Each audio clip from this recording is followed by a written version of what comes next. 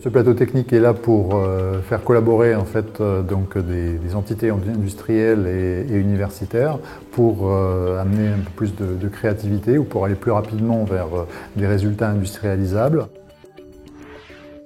Pour Coriolis Composite, c'est l'opportunité de travailler donc en plateau avec des entreprises et des universités, donc sur des programmes de recherche.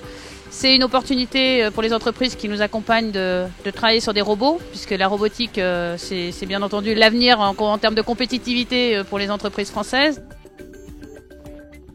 L'Albatros, on essaye de faire un bateau pour tout le monde. Depuis toujours, on a essayé de robotiser de façon que les hommes ne soient pas obligés que les conditions de travail soient meilleures. Alors déjà, pour les hommes, ça fait des conditions de travail meilleures. Et pour le résultat obtenu, il y a beaucoup plus de régularité. Donc c'est ça l'avantage. Multiplace des parrains du plateau compositique parce que c'est un plateau collaboratif de R&D. Que la R&D, à mes yeux, c'est quelque chose d'essentiel pour l'avenir de nos entreprises. Ce plateau compositique donc, est dédié à l'innovation et la création de nouveaux matériaux composites en intégrant toute la filière, depuis la création et l'utilisation des ressources, leur transformation par des procédés automatisés et leur caractérisation avant leur utilisation dans leur usage final. Mettre en œuvre un nouveau matériau, si on ne sait pas le qualifier, si on ne sait pas le tester, n'a aucun intérêt. Et avoir que des outils de test, si on n'a pas l'outil de mise en œuvre, n'a aucun intérêt non plus. Donc il faut vraiment une chaîne complète. Les matériaux composites sont utilisés depuis 25 ans dans l'industrie.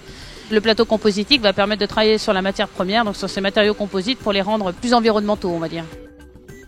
Les matériaux de base sont des fibres qui peuvent être des fibres végétales. Ce sont des applications en devenir qui ont des performances qui devront être encore améliorées. Et ce qu'on utilise en très haut de gamme, ce sont des fibres de carbone et en gamme intermédiaire, des fibres de verre. Les développements de produits à base de lin, d'amidon, résine à base d'amidon recyclable, etc., ce sont des produits d'avenir. On les utilisera probablement pas tout de suite dans des bateaux de course, mais dans des pièces industrielles, dans du mobilier, il y a vraisemblablement pas mal de voies qu'il faut explorer.